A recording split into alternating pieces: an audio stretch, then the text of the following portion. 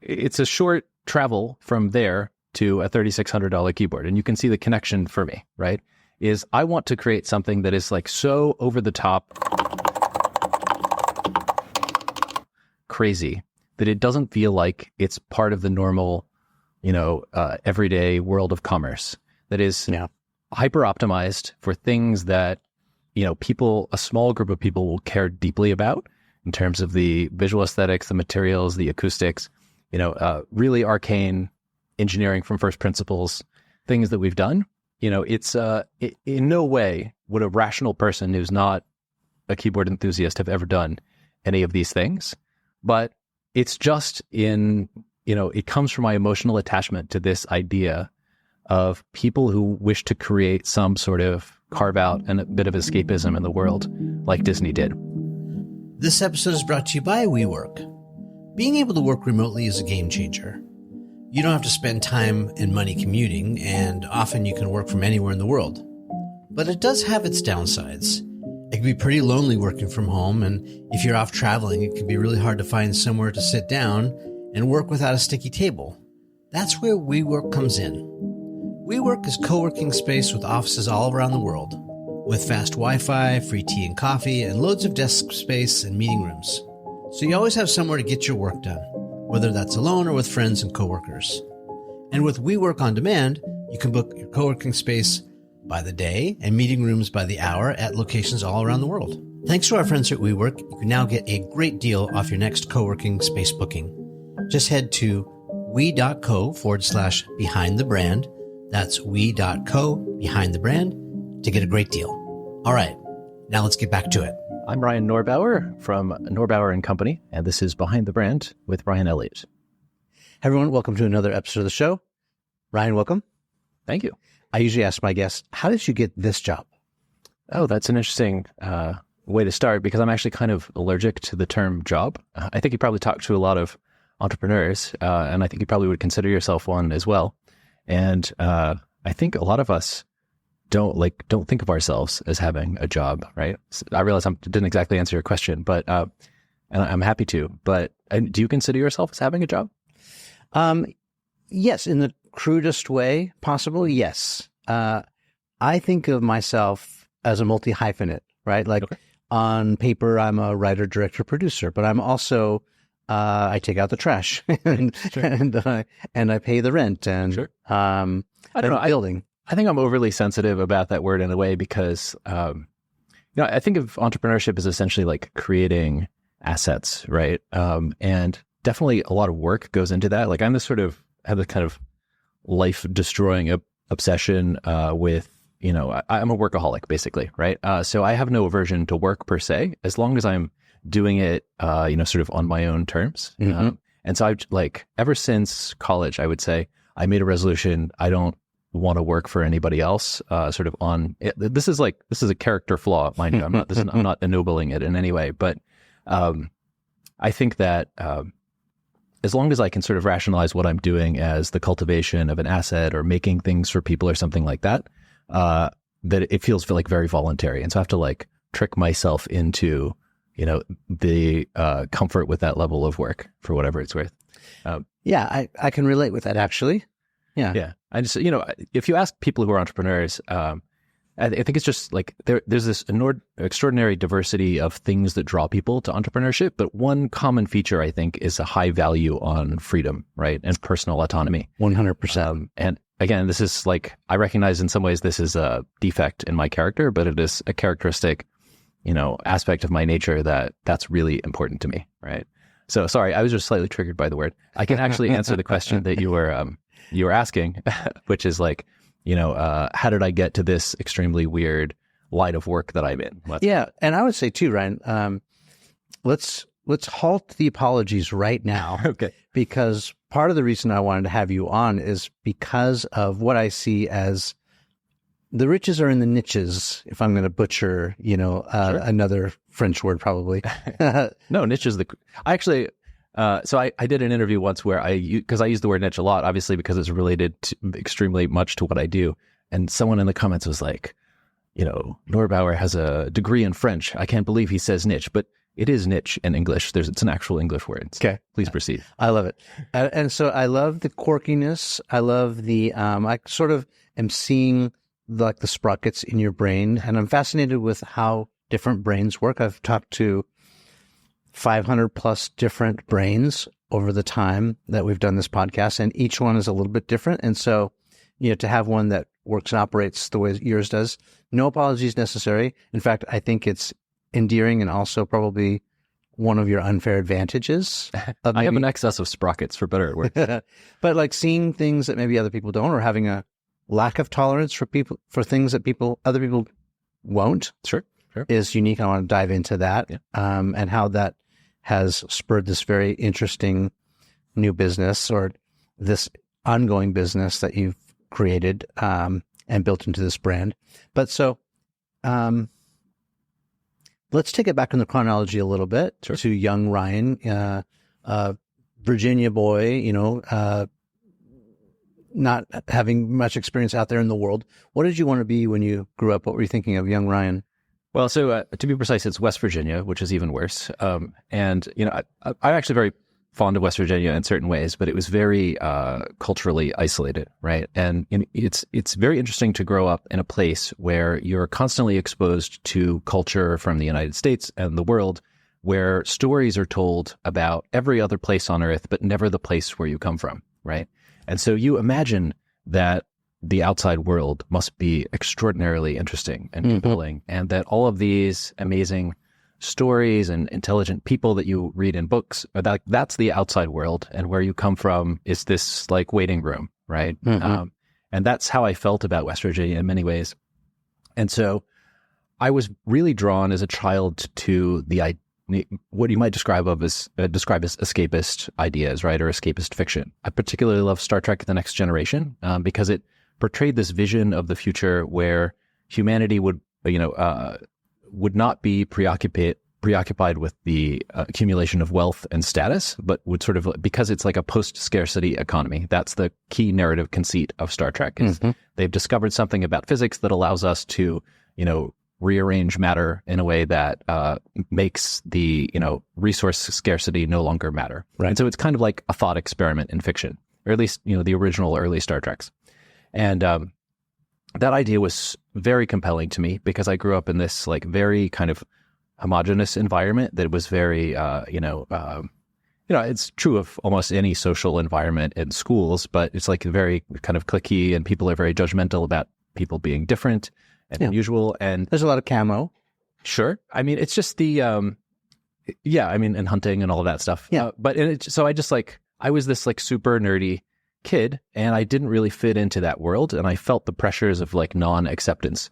And there were these portrayals that in the future, through technology, through the uniting of all of humanity, through communications and our discovery that we're not alone in the universe, and all of these ideas that would mean that the future would be different, and that workplaces would look like these very collaborative, tolerant, accepting environments. It's in some ways, it's like a workplace drama, an idealized workplace drama. Yeah, but it was a fantasy where you could start thinking of a new chapter or a better life outside of the one that you were in. Yeah. And so I really wanted to sort of step into that world. And even as a kid, I was very obsessed with because it was so alluring to me aesthetically, that beautiful vision, everything about it I wanted to step into. So I became really enamored of the production design of that world. Star Trek: The Next Generation in particular had this very strange production design ethos, which is it was supposed to look like a luxury liner in space. Right. Normal science fiction is very sort of hard-edged and silver and black, and it's meant to look very sort of techy. The Cybertruck. Yeah, exactly. Which is also something that appeals to me because I associate it with other aspects of 1980s futurism, which, were still exciting to me. But specifically, The Next Generation had this kind of soft-edged, warm quality with natural materials and wool and sort of pastel colors. The cruise liner. Yeah, exactly. In space. Because the idea was humanity by this point would be so accustomed to living in space that we would be focused on making it comfortable and familiar. Yeah, more aesthetics. And, just sort of tactical stance. Utility, yeah. Yeah. And so that all made a strong impression on me. This vision that in the future, everything is going to be so, warm and friendly and approachable and tolerant. And, it's a beautiful vision. And that somehow like indelibly left a mark on me. Yeah. And how did your parents feel about that? Well, were they supportive and like in a way? I mean, they always knew they had a very weird kid in me. Yeah. But were they weird? Was it in the DNA? No, not at all. Okay. I mean, so my father has and his mother before him have like a contrarian streak in their nature. They're very. It's the one thing I'm most grateful to have gotten from either of my parents is they're very skeptical of, or my father's very skeptical of, like well-established social narratives about how you're supposed to be happy. So he's never been concerned with the pursuit of social status in any way. Yeah. And what the Joneses are doing. Yeah. Or like just general like political narratives, religious narratives, philosophical narratives that are very like moralizing. He's kind of like, he and my grandmother were always just like, you know, don't listen to what people say. Just have a good life because you'll be gone before you know it. Enjoy it. Right. And I'm very grateful to them for having imparted to me this kind of skepticism about, you know, standard established, highly tracked ideas about what your life is supposed to be like. Yeah. Gives you lots of options. Yeah. Yeah. Anyway, so that was all sort of a detour about my childhood obsession with futurism, right? And so like another thing that was very compelling to me is like I went to Epcot Center when I was a child. Okay. Familiar with this? It's like a park. Yeah. And so it's very different today from what it was. But in the 1980s, when I went there, it was all about how the future is going to be amazing. Yeah. Right. And there's a certain like design language also associated with that, which is, I think, very consonant with what you see in Star Trek: The Next Generation. It's very sort of round edged, soft, sleek, and city of the future. Yeah. And it was very, you know, again, for a super nerdy kid, it was this, there's like half of the park was just called Future World, I think. And it was all how the future is going to be amazing and how all of the things that are disappointing about life now are going to be gone in 30 years. Right. So it's just like part of the culture from, I would say, the 1950s, like post-war America until, you know, early 2000s. And something about that just really like lodged itself in my brain. And so a lot of the things that I kind of aspired to want to do as a child related to these things. One of the things I always said I wanted to be was an Imagineer, right? Because it's like this intersection between art and engineering, which is what I've actually ended up doing for most of my adult life, happily. Mm-hmm. But also just like I was very drawn to technology, not because I'm like, I don't love computer science and algorithm design or any sort of the arcane aspects of computing, but the like computing was a really important part of these ideas about the future. And I was very drawn to like, how can we create that future? Right. So I have this strong positive association to early computers of that era, which is how I sort of ended up, you know, becoming obsessed with keyboards. Yeah. Well, it sounds like you wanted to be part of building your future vision. Yeah. I mean, so my big hobby as a kid was making prop replicas from Star Trek: The Next Generation. Okay. Go to these conventions and people would sell like castings that had been smuggled out from the studios here in Hollywood of like, you know, the props. The props, right? And there was something about just like reaching into the world and touching it and making it a little bit more real that was so compelling to me. I cannot begin to tell you how obsessed I was with this hobby as a kid because I just wanted to have some little piece of this beautiful future and bring it into my present, you know, rather boring young West Virginia life. Mm-hmm. It makes it real. Yeah, you have exactly. Literally have a piece of it. Yeah, yeah. And there's something about something that is escapist but also tactile, right, and physical and real. And I think that's one of the things also about Epcot that was compelling, right? Is it's not just like a beautiful story on television. It was kind of this world that you could enter that felt like it was the future or what we thought the future was going to be like.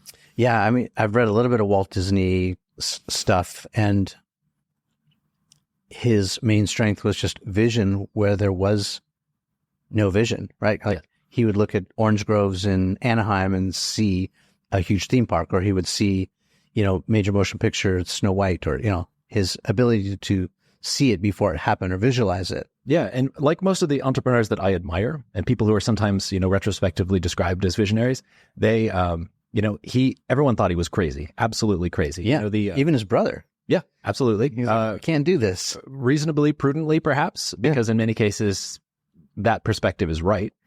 But, you know, Snow White in particular was this insane project because no one had ever made a feature-length animated film. And he's like, nope, we're going to do it. Trust me, if the product is good, people will love it. And it was like, it came to be known supposedly around Hollywood as Walt's Folly for many years because it was this, you know, megalomaniacal, crazy, project. Expensive. I think it was like $100,000 at the time. And nobody had any concept that, anyone would care to see such a thing. And it was the first time that, there's the idea was to target both adults and children and all of that. And I love people like that who are just like, no, everything that everyone says, I don't think so. We're going to try this another way. Yeah. I really, really admire that. Yeah. Well, I could go down this rabbit hole with you on Walt Disney. I love a lot of this history. You know that he created those little animated shorts, right? Mm-hmm. With the, it was a rabbit. Sure. Oswald. And then through sort of unfortunate business dealing, the bigger studio was able to capture Oswald's property. So he had no other choice but to start from scratch. That's right. And, it was also during this time when he was really kind of depressed about the whole matter that he started going to sort of out back and creating little mini sets for what would later become basically the vision for Disneyland. Sure. And it's just incredible because Roy was like really worried about his brother and thinking what's going to happen. And he's like, I'm doing my thing. And everyone thought you're ridiculous for creating these little setups. But yeah, I mean, there's another interesting kind of side lesson here about that, which is that everyone, every Walt Disney has his Roy, I think, in some ways. Yeah. The yin to the yang. Yeah. Like this is like, I'm just not, it's not that I'm horrible at business exactly. I just really don't like certain aspects of it that I feel like are not creatively satisfying. And so I tend to neglect those aspects whenever I alone am running or start, being the founder of a company. And I'm just increasingly appreciating how important it is to have one's Roy. Yeah, there's obviously at Apple, like Steve Jobs, I admire his also sort of visionary approach. Obviously, a person like all of us with certain character flaws, but nevertheless, he made something that would not have existed otherwise. And that to me is like the ultimate value of someone who does anything creative, is like leave the world looking a little bit different. Like, I don't necessarily believe this means anything in the cosmic sense. I just aesthetically find it appealing to live a life that creates a little bit of something that makes the world looking a little bit different. And so Steve Jobs, obviously extraordinarily important in that, the history and trajectory of Apple, but Tim Cook is also a very important person in the history of Apple well before he became CEO, in that he was the Roy to Steve Jobs in many ways, just like in many ways, just sort of working out the logistics and financial aspects that made the whole creative machine actually function. Yeah, counterbalance, nurture, versus someone who just steamrolled other people's personalities. Yeah. So, whenever you see these very successful creative visionaries, people that I admire, like Gene Roddenberry also was another example of this. He was this like very sort of pie in the sky idealistic person, but he had this sort of rapacious killer lawyer, Leonard Maislish, I think was his name, who, handled all the business affairs and make sure that he didn't get screwed by the studios. And Roddenberry eventually did very, very well by that. And as a result, his creative vision made its way into the world in a way that wouldn't have possibly otherwise. Mm-hmm. And I'm just increasingly appreciating how important that is for whatever that's worth. Yeah. You talk about Hemingway in your blogs a lot. Who's Hemingway's Roy, you think? If he's off the reservation, working basically at the Red Cross because he couldn't enlist in the military during the war, helping with injured people. I think you know more about Hemingway than I do, honestly. But I'm trying to think. I think maybe probably his wife was his counterbalance, but she couldn't really do much in the end to help him because he was just sort of a troubled soul, maybe. Sure. I mean, I think people who sort of step back from life and try to look at it objectively, which is in many ways the goal of a writer and novelist in particular, oftentimes don't come back with a happy or rosy view of that. And there's something about that particular social role of being a sort of writer or thinker that doesn't necessarily lead us to the happiest conclusions. Some of my favorite creators or auteurs, if we'll use a slightly pompous term, are people who fall into this category, kind of look closely at the world and are not really happy with what they see. I particularly have always loved the films of Woody Allen. I find them very kind of existentially soothing, even though they deal with very depressing, subject matter frequently, sort of existential, philosophical cosmicist ideas. And it's clearly like a product of that worldview. I really like this French novelist, Michel Houellebecq, not very well known here in the English-speaking world, but also like a very dark view of humanity, and kind of, or at least let's say 21st century human social interactions. Mm-hmm. And I'm really drawn to that.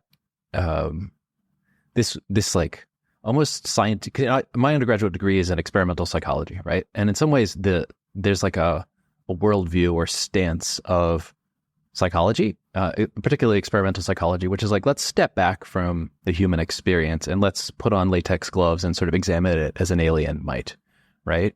And I think that really perceptive, interesting writers do that, right? And if you're going to do that in a way that is intellectually rigorous, you may not like what you find, right? It can be kind of depressing, right? Yeah. Yeah, and it's interesting because the things that really stand the test of time, they're so spot on and so on point. You look at what Plato or Socrates wrote 2,000 years ago. They had it really dialed in. Human nature, like sure, even 2,000 years ago, they just nailed it. Or you look at Shakespeare, whoever wrote Shakespeare, Orwell. I mean, just all of these people just had the human condition, the human brain sort of already nailed. Yeah. To this, I would also add the ancient Stoics as well. Absolutely. Right? Marcus Aurelius. And yeah. I'm a particular admirer of Seneca, but Aurelius certainly as well. And they're just like, much of the contemporary wisdom of sort of like practical psychology is essentially just a restatement of things that were discovered by the Stoics a very long time ago. And, separately sort of by Buddhists and Taoists. And there's like all of these kind of, you might say like convergent intellectual evolution of people all kind of realizing that there's sort of practical wisdom about how do we deal with this, emotional software that we're endowed with. Mm-hmm. I find that very interesting. Yeah, me too. Sidebar. Did you hear, so William Shatner went to space, right? Yes. I think a la Jeff Bezos. Mm-hmm. And did you hear kind of what his summary of the experience was? I don't remember. I think it was kind of funny, as I recall. It was funny and ironic. And I can't quote it perfectly, but basically, after going to space and after being someone who is such a, discover, what's the catchphrase, the Star Trek catchphrase? I don't know, actually. What is there? It's like in every opening scene or every closing thing, they talk about exploring. Where no man has gone before? Yeah. He realized in that moment, after he saw sort of the Earth, in his rear view, mm-hmm. that being on Earth and having the nothingness, the dark, black abyss of being in space was so lonely mm-hmm. and so scary, terrified him, that he realized that, discovering new frontiers and space is a new frontier. Like, no, I want to be on Earth. Sure. Where it's all happening, where, it's warm and friendly and there's oxygen. And it terrified him. Yeah. This has been kind of my own intellectual trajectory, mostly for the worse over the course of my life. As I mentioned, I had this childhood obsession with the idea of space exploration, which was really just a narrative conceit created to explore the ideas of like, what would it look like if humanity were capable of self-improvement, right? That's basically the premise of Star Trek. And it's just like incidentally set in space. It's not about space. But still, I had this romanticism about space exploration and, discovering the cosmos or other species and all of this as a child. But, I would say that a common path for people who grow up very idealistic is to, experience repeated confrontations with reality and the disillusionment that comes with that, Right. And subsequently, I've been really drawn to the ideas of H.P. Lovecraft, who's like basically articulates this exact idea, right? Is because he was very also obsessed with astronomy and sort of what from a scientific perspective appears to be a totally indifferent universe. And his, even though he was rigorously materialistic and he was very, he never abandoned his sort of scientific worldview. He, unlike someone like Richard Dawkins or sort of the contemporary like new atheists, he did not hold the view that increasing scientific knowledge and humanity's self-awareness actually leads to greater happiness. His view was that,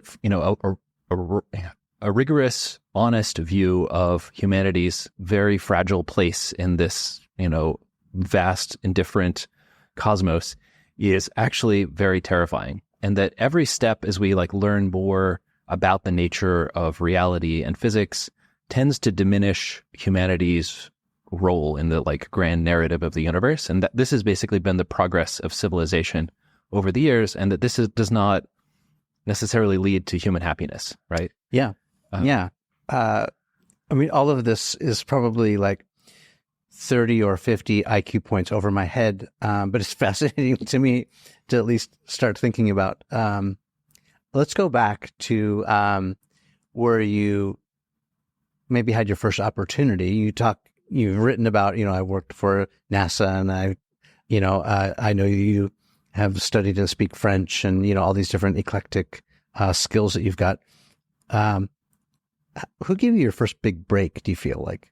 Even despite the fact you don't really want to work for anyone else, but you did go to work for someone else at first. Sure. I mean, I was a kid. My first job was at NASA. You're right. I got this sort of internship that was very kind of competitive when I was a kid. Very cool. I was maybe a freshman or in my second year in high school. And I was just as I mentioned, because of Star Trek, I was very obsessed with technology, the early days of the internet, software. I was playing around with HTML and CSS before anyone had ever barely heard of any of those things, the very first beta version of CSS. And so I went to this interview and I talked to the people about that, and they were like, wow, this is a very young person who is interested in these things that we barely know anything about. And so just by quirk of my weird, morbid curiosity and obsession with technology, I got this job. And I think it's as you'll appreciate, given the premise of your show, a lot of things in life, for better or worse, are just about branding, right? And this was good early branding for me as a kid. It's oh, he got to work at NASA when he was really young, Yeah. And the work was interesting, but I was not building the space shuttle. I was helping them build the computer networks at a NASA facility that did verification and validation of software. Yeah, baby steps, Ryan. Come on. Sure. I guess I was 15 or something. So, but nevertheless, it's I think probably those early things just kind of snowball, right? It's oh, this kid was 15 when he was at NASA. I guess we should give him a shot at this next interesting job, right? So I got a job at the CDC when I was in college, a very unusual opportunity as an undergraduate to basically kind of create my own little research program and do my thesis research there with resources from the institution. And I think probably I was able to kind of get noticed and get that opportunity because of that early credential, right? And these things kind of just build on top of each other. Yeah, start stacking. Probably gave you an incredible amount of self-confidence too. Someone, I suppose so, sees something in you. Sure. And then that signals to you that you're capable of doing maybe the next thing. Maybe.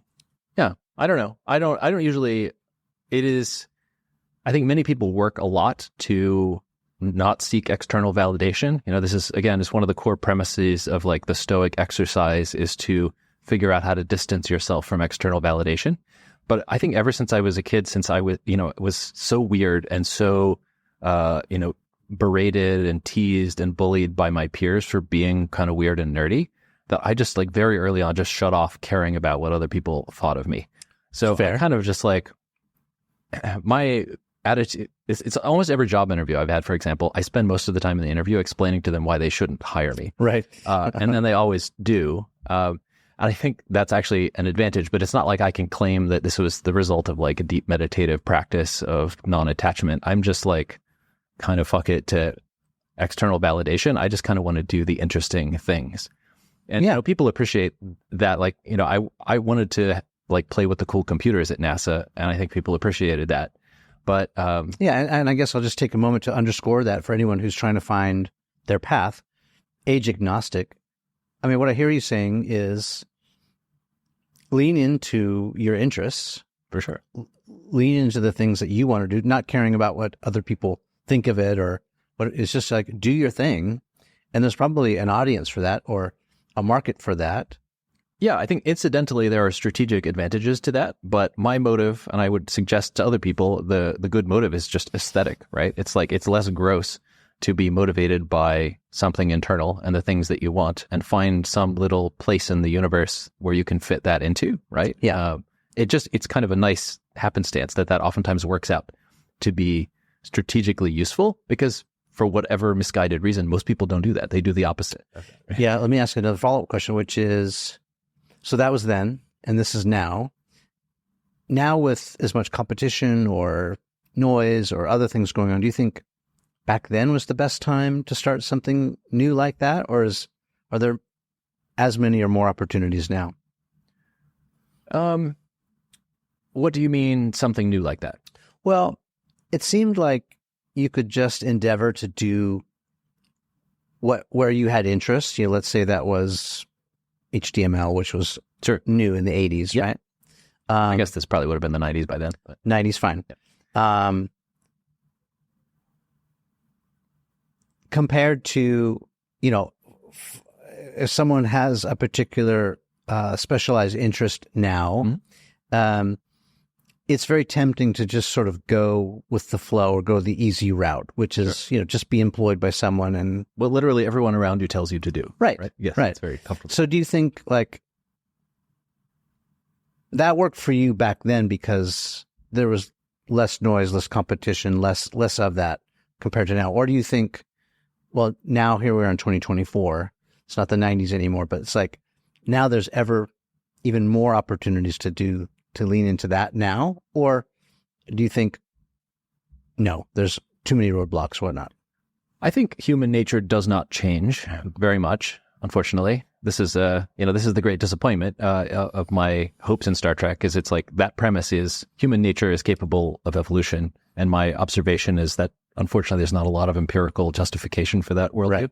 Everything, nothing has changed. Right. Yeah. And so the idea is, the reason I invoke this idea is because I don't think that humans are always extremely mimetic. And so they'll tend to focus on a very small number of things. And if you're just disengaged from that a little bit, there's a million opportunities to do something that's different from what everyone else is doing. Mm-hmm. Just because at any given time, everyone is always going to be on whatever the thing du jour is, right? It's like, especially because of my interest in technology, I've seen this happen, time and time again. There's always some like hype thing of the day that everyone rushes to. Like at the moment, it's AI. 15 minutes ago, it was crypto, 3D printing, all of this stuff. And there's always some ends up being some narrow, interesting application of those things, but it's never what everyone thinks it's going to be. And there's always this, enormous gold rush. And, my impulse, and the impulse I think of people who are wise, business people and investors throughout history, is run in the opposite direction always. Mm-hmm. You almost can never go wrong by doing that. You're right. I mean, conformity, it's so conspicuous sometimes too, right? I just had a scene from a movie flash to my mind, this classic Robin Williams movie, The Dead Poets Society. Remember that scene where they're outside and he's beating the drum and all the kids are out of step until finally, after, listening to the drum, they're all in step and they're now walking. He's like, exactly, you fools. You need to march to the beat of your own drum, like Thoreau said, Right. No grades at stake, gentlemen. Just take a stroll.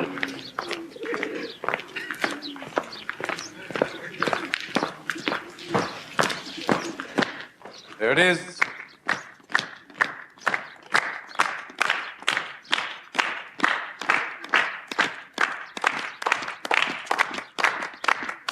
I don't know, but I've been told doing poetry is cold. Left, left, left, right, left, left, left, left, right, left, left. Halt! Thank you, gentlemen. If you notice, everyone started off with their own stride, their own pace. Mr. Pitts, taking his time. He knew he'll get there one day. Mr. Cameron, you can see him thinking, is this right? It might be right, it might be right. I know that, maybe not, I don't know. Mr. Overstreet, driven by a deeper force. Yes. We know that, all right. I didn't bring them up here to ridicule them. I brought them up here to illustrate the point of conformity, the difficulty in maintaining your own beliefs in the face of others. Now, those of you, I see the look in your eyes like, I would have walked differently.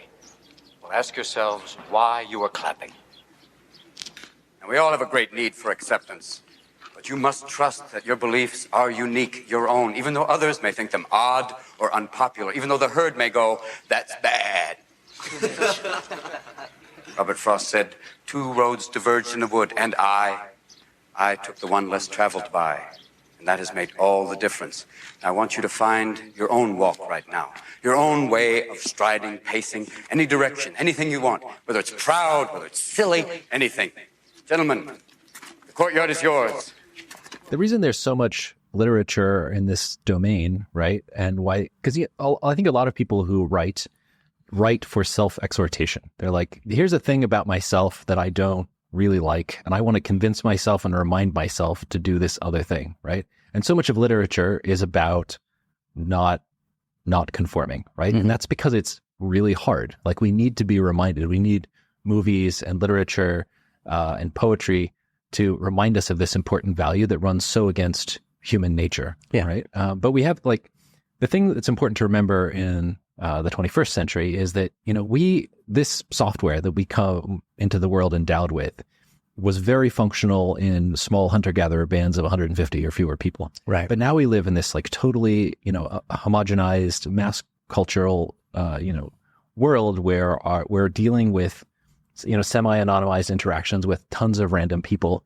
And it is not necessarily, adaptive or advantageous in the way that it would have been, 10,000 years ago. Yeah, we're not going to run out of the tribe. Right. Yeah. And so instead we have to think about all of these ways of, strategically dealing with this type of, social sphere that our brains and biology is just completely not evolved to handle.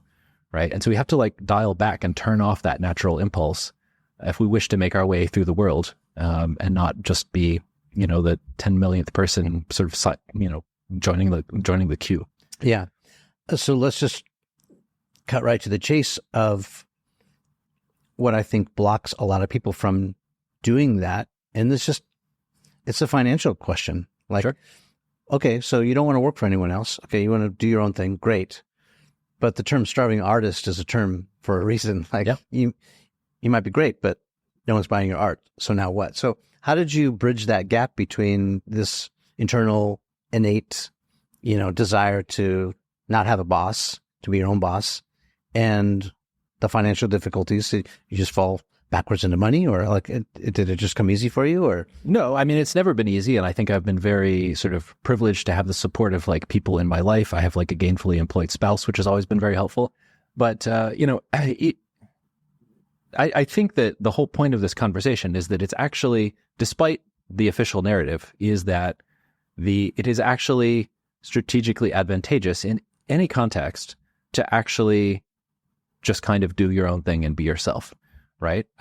Even in a corporate environment, I think there are all these, like, untested hypotheses of, well, what if I just do the crazy, weird thing? Will it actually work? And there are as many examples of that being much more useful. I mean, we talked about Disney and Steve Jobs and all these people who, like, very clearly just threw themselves into folly. Right. There are many anecdotal examples of that. And yet, in lots of corporate environments where people are worried about their sort of immediate financial future, people kind of cautiously and understandably hedge their bets. I think this is especially it's especially emotionally difficult for people who have, like, children and families where they're, like, it's not just their own, like, personal artistic trajectory through the world, right? But they feel a kind of obligation to be a source of stability and safety and security. Right? Of course, they may be the sole breadwinner. Yeah. Yeah. But the question is, like, is that actually the correct thing to do? And that you don't see a lot of people, like, really trying that out, like doing the crazy, weird thing in these environments and, being ejected and punished for it. So I don't know. You could make a credible case that the safe, less risky, higher reward path is to be a little weird and do your own thing. Like I said, like every interview I've ever been in, I'm like, you should definitely not hire me. Here are the 20 reasons. Yeah. Most people don't go in, if they're like really worried about not getting it, they don't go into it doing that. And they're sort of polite and boring and get passed over, right? Yeah. So like the question, it's a very interesting question. Which is the more risky option? Yeah. Right? The riskiest thing to do sometimes is play it safe. Sure. I mean, Yeah. it's a platitude, but I think there's a certain truth in it. Yeah. I love it. And so NASA and CDC and British Parliament after that. how did you learn French? Did you live there? I wanted to read Camus in the original French. That's really what it came from. So my undergraduate major was experimental psychology because, again, I was interested in these sort of like deep philosophical human nature questions. And it felt to me like that was the way to use the tools of science and empiricism to study these philosophical questions. This is Carl Jung and a lot of this stuff, or? No actual scientists. Carl Jung was just like a bullshitter, like an armchair bullshitter, right? But the leaders, there's somewhere around the 1930s to 50s, psychology started to become sort of reasonably scientific. It's still a social science, so there's a lot of bullshit, but nevertheless, I was, a lot of the early psychologists, like William James, Freud to some extent, Jung, were just they're unacknowledged philosophers. And, I also hold that philosophers are basically unacknowledged poets. It's just like, so just people kind of spitballing about human nature. Yeah, trying to figure it out. Yeah, but not really using any sort of intellectually rigorous tools of science. And that came later. And that was the idea that was really appealing to me. I read this book called How the Mind Works by Steven Pinker, which is a very sort of popular psychology book around the time when I was transitioning from high school to college. And it just the idea of like, wow, we can actually use the tools of science to answer some of these really interesting philosophical questions of like, how does consciousness work? Where does it come from? How can it possibly be materially based? What is the origin of all of these emotional impulses we have? Like, I was very interested in evolutionary psychology and all this. Do you have answers for all of these deep questions? I have opinions about them based on our best knowledge, for sure. But that's why I studied it. And that's also why I left experimental psychology. It's like I kind of got the answers as far as I was concerned, and I wasn't interested in like publishing obscure research findings that would be read by no one in journals with a circulation of 100 for the rest of my life. Sorry, what was the question? French. Yeah. So my intention was to study psychology, but I sort of did well in the entrance exam for the French department. And so I discovered that like I could pretty easily get a second major in French without having to take too many classes. Yeah. And I really liked, as I mentioned, sort of certain French philosophers like Camus. And there was this guy named Roland Barthes, who was a sort of literary theorist, B-A-R-T-H-E-S. I really liked reading them in translation. I was like, it'd be cool to get better at French and read them in the original. And so that was my kind of why I got a second major, but it's been of absolutely zero utility in my adult life. It was just kind of a fun thing to do. Yet, we'll see. And maybe I'll move to Paris one day or something. Or maybe you'll do a deal with a big French investor. Yeah, that's conglomerate. There's a big, luxury industry in France for sure. So who knows? Or you'll do like a collab with, Louis Vuitton. Sure. Right. I mean, to me, the most interesting thing would be to do interviews with like Michel Houellebecq, my favorite French writer, in French, because I don't think he speaks English very well. Something like that would be useful. And it would be like, wow, I actually now, however many years later, actually made some use of my French speaking ability. Yeah. Again, extracting another lesson here. It's like when you can do something that most other people can't do, it creates access or opportunities, or again, you may see them as quirky little, U-turns down a dark alley, but that's also something that no one else is either willing or capable of doing, in which case that's where opportunity hangs out, I think. I think so. Yeah. I mean, we're giving me too much credit perhaps by suggesting that this was all an intentional strategy. I'm just weird by nature, and that has caused me to learn by accident that the sort of less traveled path is oftentimes the useful one. I'm not sure if I were less weird by nature that I would have stumbled into that observation. Yeah, I think that's fair. And I think, I'm sort of seeing the movie in my mind of your youth, and it seemed like you were whack-a-moled enough by the status quo that you're just like, okay, well, this is not working for me, so I've got to go off the beaten path because there's no... It was a kind of emotional coping strategy. Yeah, sure. a bit of escape, but also survival, defense mechanism. I can relate with that in my own little tortured way as a kid trying to find my path. Okay, so how did we arrive at the most bespoke keyboard experience I've ever had? Sure. Well, I mean, I guess this is the original question you asked me at the beginning, and I never answered. Again, a very circuitous, random path. Before this, I guess the short answer is it's a failed attempt at retirement. That's what my keyboard company is. Okay. I had started and sold 3 companies before this, and each one sort of played upon my inherent, disease, workaholism, and Weirdness. for sure. I mean, each of them was also kind of an manifestation of my being drawn to these weird corners of technology or sort of like contrarian takes on things. Like I was really drawn to Ruby on Rails in its very early days because it was this extraordinarily contrarian technology that had a very specific set of ideas about how software should be written that was completely different from everything else that was done in the sort of enterprise world. And it was this kind of renegade sort of guerrilla movement in software. And so I made a consulting company in that domain. My first company was this startup that was like it was a gay dating startup, which we eventually sold to OkCupid, which is now Match.com. And the whole premise was just like defying all the culture of gay dating at the time, which were all these just like basically hookup apps. And it was like, let's pretend that character and personality matters and count a little bit of information other than 150 characters and naked pictures of yourself. And so, it's always like, I always have some weird contrarian take, and that's the premise of my businesses. I will say though, that we're all weird. Of course. Right. It's just some of us, are hiding it or concealing it in a way. Yeah. And others they see the opportunity with bringing it out and leveraging it, as a strength. Yeah. This is actually something that's interesting from an evolutionary psychology perspective, which is humans, if you think, we don't really have a lot of insight into what it's like to be, a mole rat or something like that, or a bowerbird. But presumably, to us as humans observing the behavior of these species, they all seem pretty similar, right? But humans, in terms of their behavior, right? Sure. You study them. Mole rat. Superficially, I'm up to speed on my mole rat behavior. Yeah. And so this is my academic training. I don't know. This is what we studied. Things like this.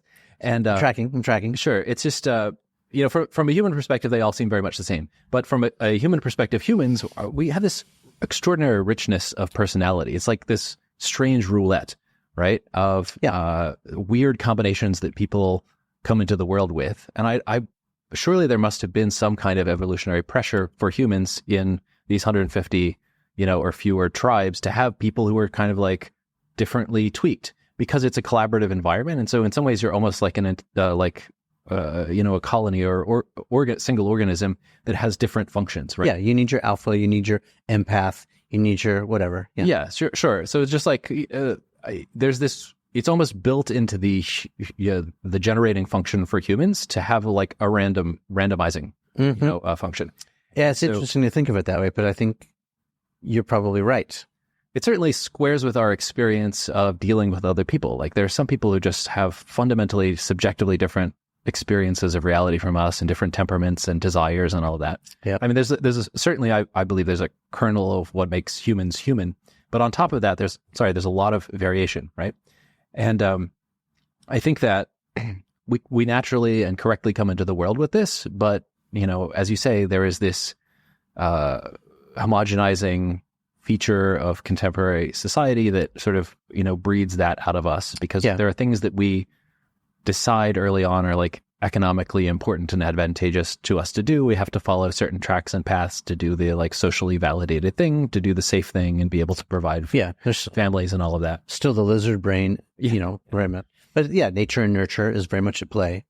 I wanted to find out how you, after you've gone through such success, you landed back on this, in particular. Yeah. So, we were talking about like contrarian businesses or whatever. So I started these businesses at various points. I got to that stage where I'm like, oh, wow, I really need a Tim Cook, or I need somebody else to run this. And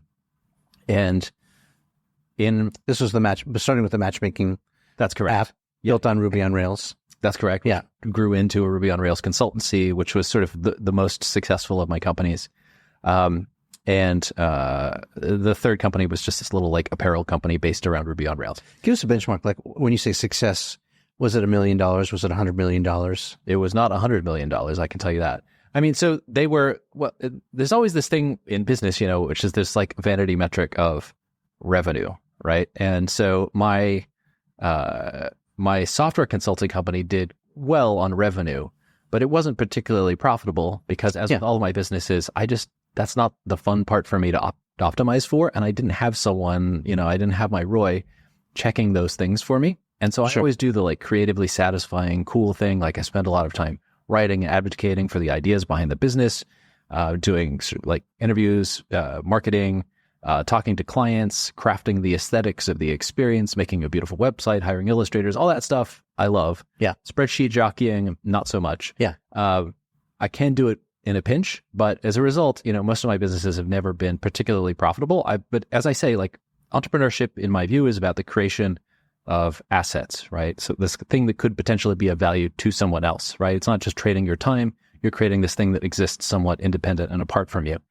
And so in some ways, what I did in each of those cases would create something that other people could do something with.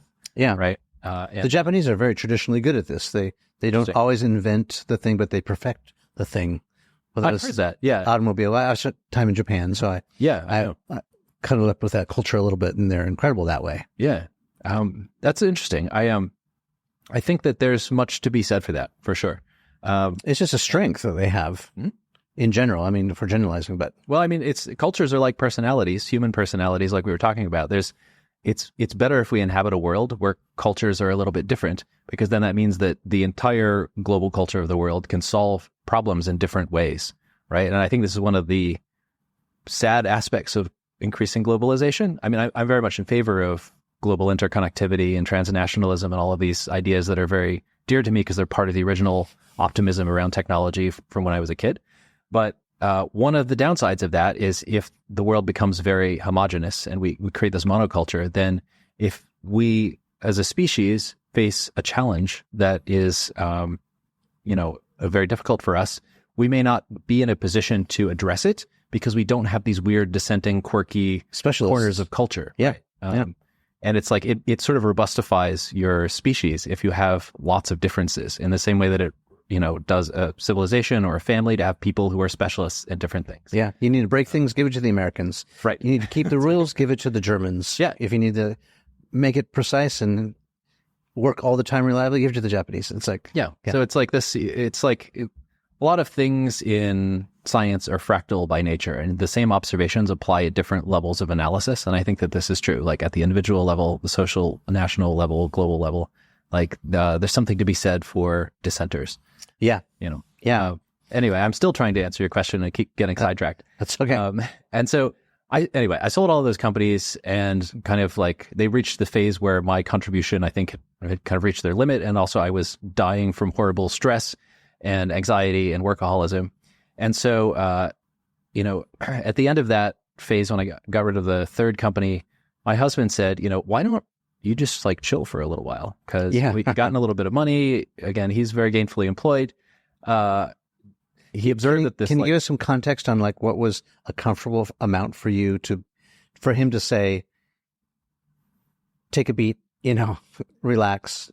I mean, it wasn't about that. It was more like, it wasn't about a specific amount, because I think we're both aware of the fact that it is deep in human nature to always feel like you don't have enough.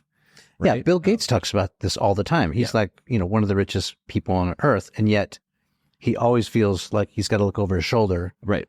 Because the enemy is nipping at his heels. Yeah. It's truly insane. This like insatiability in human nature. Again, it's one of the things that the Stoics are very preoccupied with. And it's why I find Seneca in particular interesting, because he was one of the wealthiest people in ancient Rome, but he constantly wrote about the sort of not becoming a slave to your wealth, right?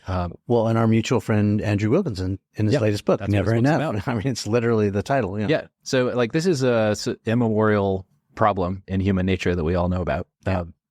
And so, for us, it was more about the emotional reality and like, is it practically feasible in the moment, and we'll let the future take care of itself. So it wasn't like, oh yeah, now I have a huge amount of money in the bank account. It was like, well, can we possibly survive in the short term? And if not in the future, we'll worry about that later, right? Just because, again, it was like he didn't want to see me quite so miserable as I was, and acknowledging that I just have this kind of insatiable need to work. So I had kind of a year where I just attempted to be retired and not, I worked on a little nonfiction book. I did yoga like 3 hours a day. I read, I thought a lot. I studied various creative pursuits that I never had the time to do before. Like, and geographically, where were you? This was Boston. Okay. Yeah. So I walked around the Boston Public Garden and read books a lot, and went to the Boston Athenaeum, which is this amazing private library, and would just read for hours and hours a day.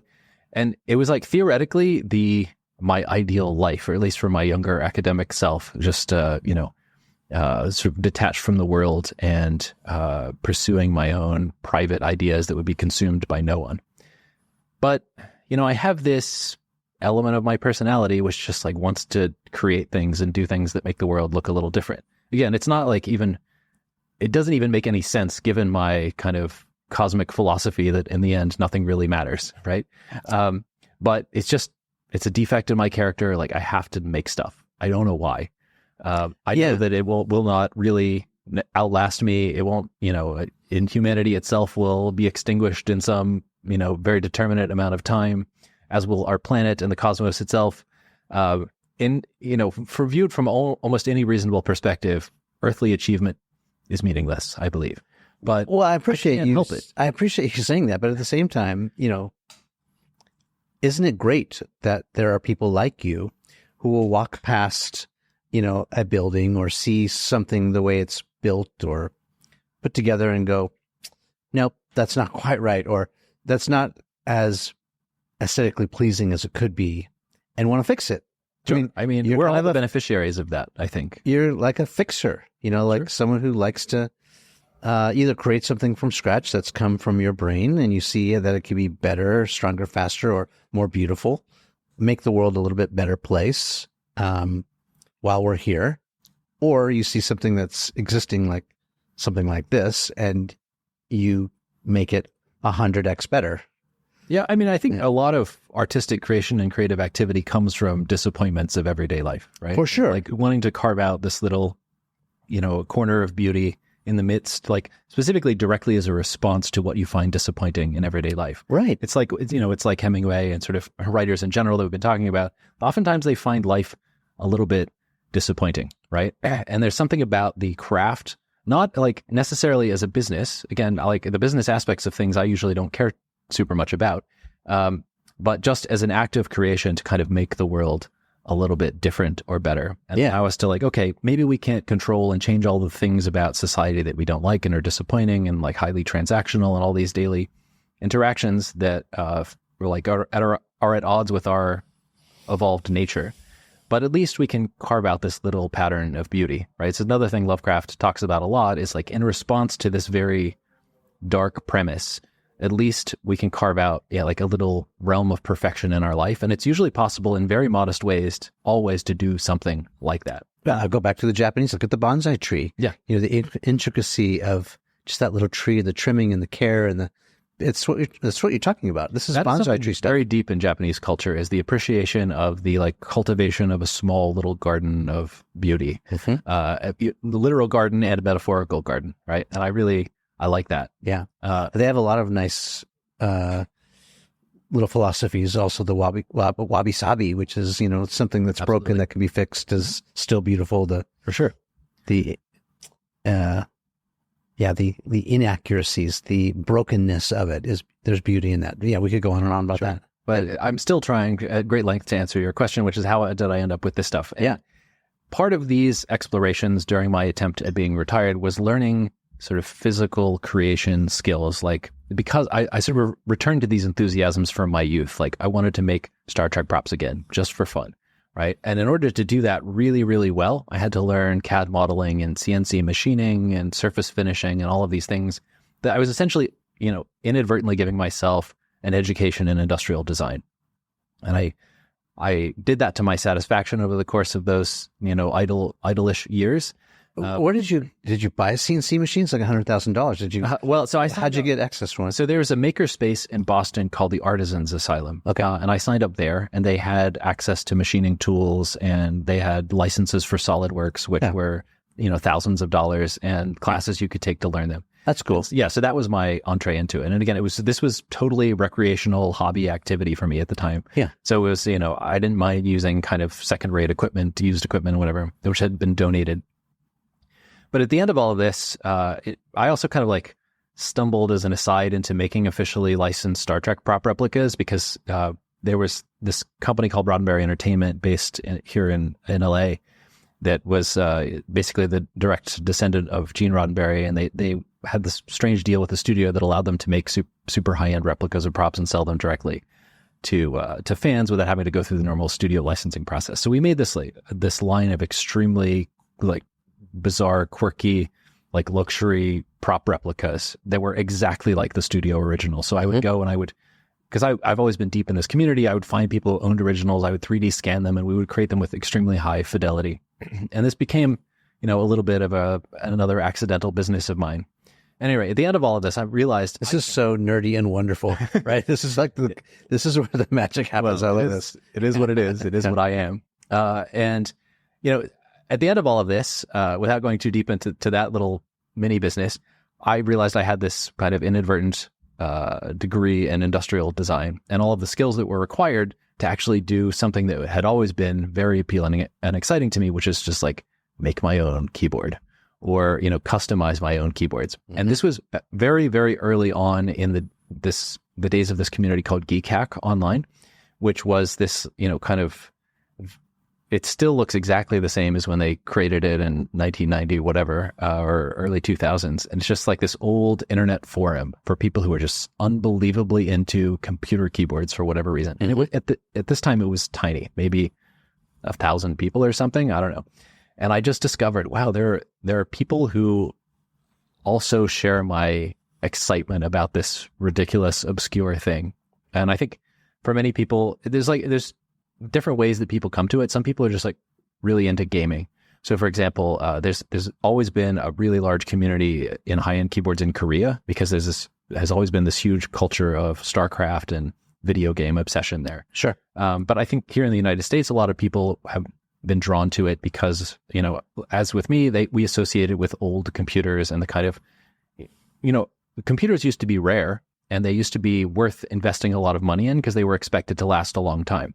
They're now this commodity products and very homogeneous and mostly super cost optimized. Well, and the keyboard is also built into the computer. In many cases, yeah. So it was this sort of integral system. And so as a result, the makers of these systems wanted them to be satisfying and comfortable to use over a long period of time. So the computers that I grew up learning to program on in the 80s and 90s just had amazing keyboards. And then what we today would call mechanical keyboards. Mm-hmm. And so kind of bulletproof almost. Yeah. Yeah. But by the time of this period when I was sort of exploring my maker skills and discovering other people online who had this keyboard obsession. By that time, keyboards had become, it's like a standard Dell rubber membrane keyboard that just comes for free with your keyboard. And that was like the standard commodity. Yeah. Anything else was very difficult to come by. And so you had to have this weird community of people online who were just rediscovering how to make keyboards that felt like the really satisfying old ones of the olden days. And I remember being so when I discovered Geek Hack, I think I was unable to sleep for a couple of days. I was just reading every single thing. And I was, you can go back and read my history on Geek Hack. I was just obsessively posting. Yeah.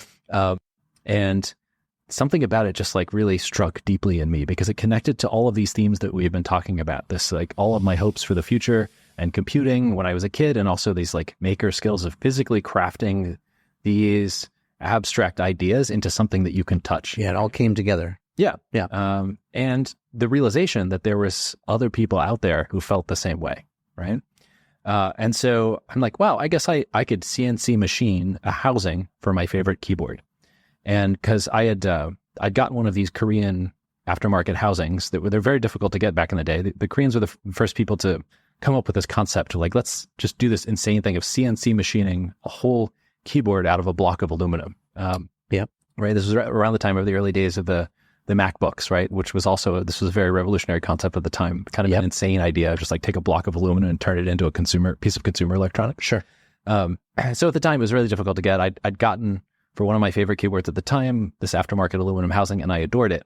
Then a new keyboard came out, which was like based around the same architecture, but it had a new feature, basically. And I really wanted it, but you could only get it in this cheap plastic housing.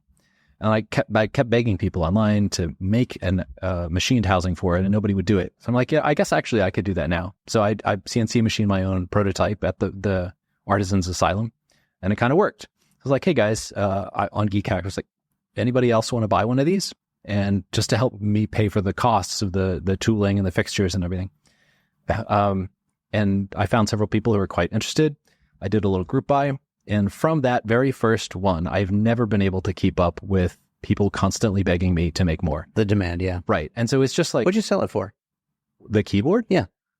Oh, it was probably it was very cheap. Maybe at or below cost at that time. And I was using a very cheap, not super high quality shop. It's maybe like $200, $150 or something like that. So similar in cost to the keyboard itself that would go inside.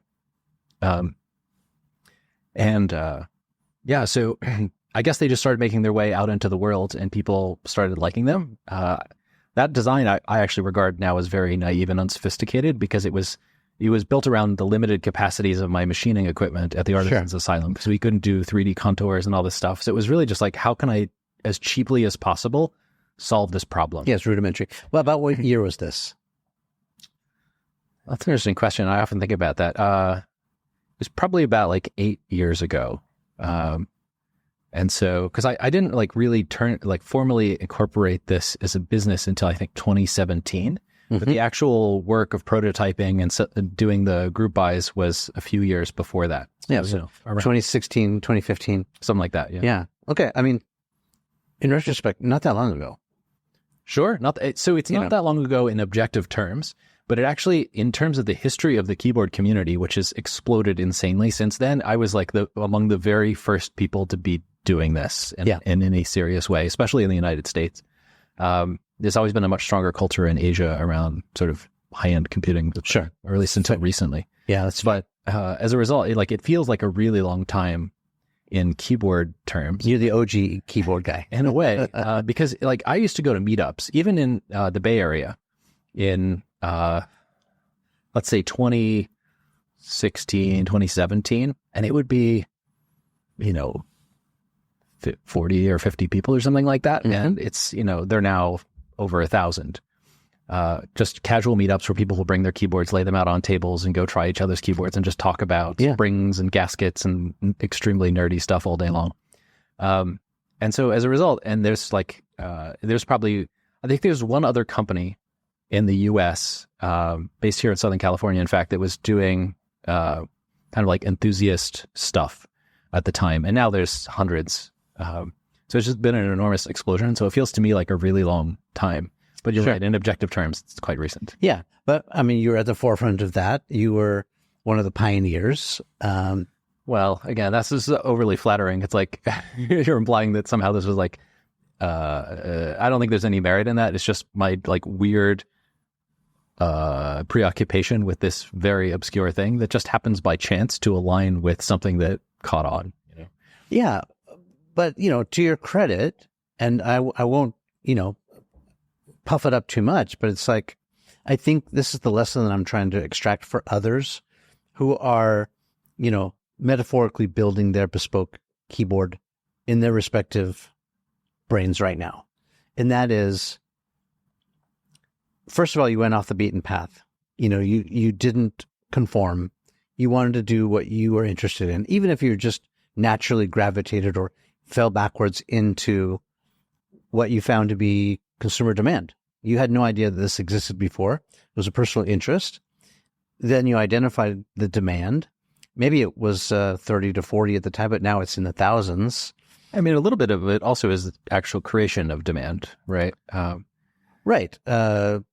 people didn't know that this could exist, but you visualized it, brought it to life. I mean, I can certainly not like claim singular credit for it, but I think we, as a like early keyboard enthusiast community, gradually opened the world's eyes to the possibilities of this thing that most people had written off as this completely outmoded piece of technology. Right. Right. And I want to just use that metaphor as a model or a template that other people can take a page from that playbook or use that model as a way to experiment with something that they're doing in their space, whatever that is.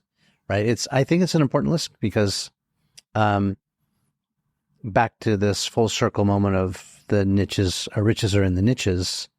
You can absolutely do something that's so unique and so maybe even not invented yet, and discover that there's a whole other population or ecosystem that could possibly love what you're doing, and you can make a living out of it.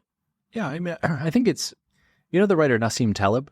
I know the name of it. Yeah, he's a really, I love his work. He's one of my favorite writers. Also a very kind of interesting contrarian thinker who taught me to question a lot of the things that I kind of learned as an academic psychologist.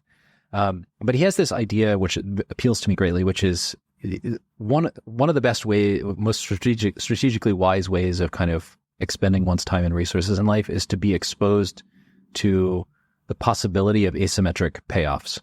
Right.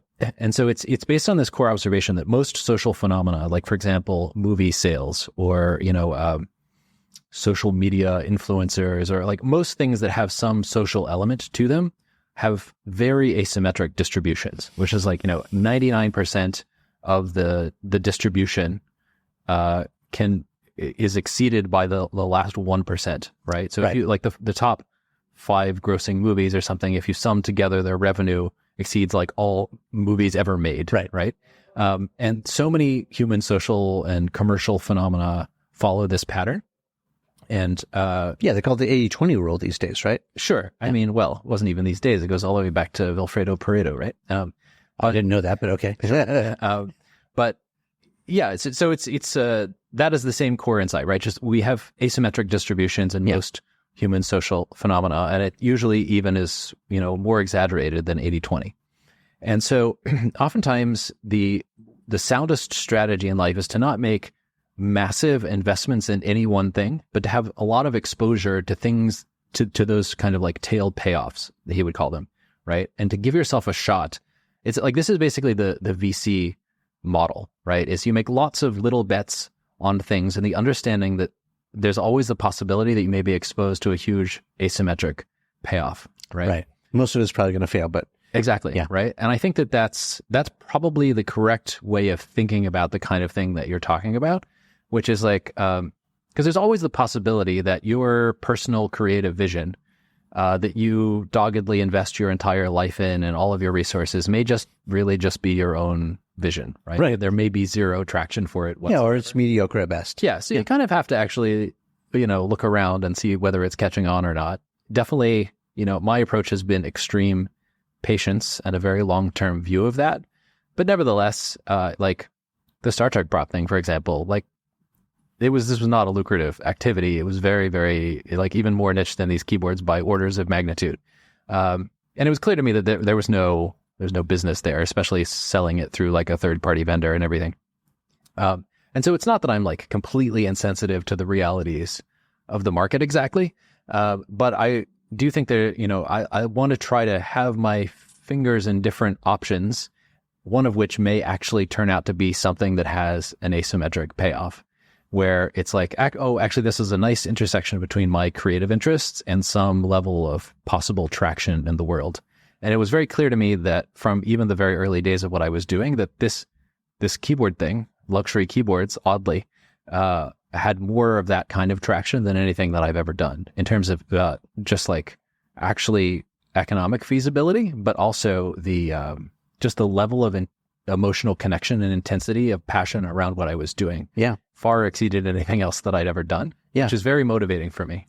Well, yeah. And again, if you missed it, it was subtle, but it's like, I want to point out the fact that if you hadn't gone down that quirky, weird path of creating Star Trek memorabilia that was so perfectly spot on that you didn't get your education in CCing, doing the CC machine and learning that. If you hadn't done that, you wouldn't then have been able to generate that casing that you did from aluminum. So to me, the lesson is there's value and merit in just moving your bones towards something, just doing something. Yeah. Instead of thinking about it, do. Yeah, it's exposure to optionality is how Nassim Taleb would put it, and I completely agree with that. Yeah. And I happen to be blessed with this very ADHD sort of personality that is just drawn to whatever is interesting, right? And the shiny object syndrome. Yeah, syndrome. I mean, I would call it it's a personality. I don't know if it's necessarily a pathology, because it does actually give you a sort of unfair advantage in life because you have a little bit of knowledge in a very, very wide domain of things, and it allows you to see intersections and possibilities that might not otherwise exist. Yeah. So I've just always allowed myself to not worry about that kind of evaluation I was talking about that you need to eventually do. Like, is this getting traction? Yeah. Or is it practical? Right. I don't think about that until way, way, way into a project. Yeah. Initially, I'm drawn to it because I'm drawn to it, and it's like, wow, this is exciting, and I get very, very excited when I'm excited about something new. And in many ways, my life, the reason why I've done so many seemingly disconnected random things is because I'm always just chasing whatever is interesting and exciting and makes me care to get out of bed at the beginning of the day. Yeah. And that obsessive nature helps you to really hyper focus, I'm guessing. Sure. So that serial hyper focus is a good way of characterizing this personality. Yeah. And you want to stay up for nights on end reading the material or learning how to do it, or and that's a superpower. Yeah, that's a flattering way of describing it. Sure. I mean, that's the common thread you see with a lot of these other. Sure. There are many successful essential functions in the world, though, that require the opposite of this personality, right? Right. So, we're really glad that whoever makes pacemakers, in a factory, whether it's robots or humans, they're consistent. They do it, the mundane work over and over. But that's not what we're talking about here. We're talking about finding riches in the niches. Yeah. Okay.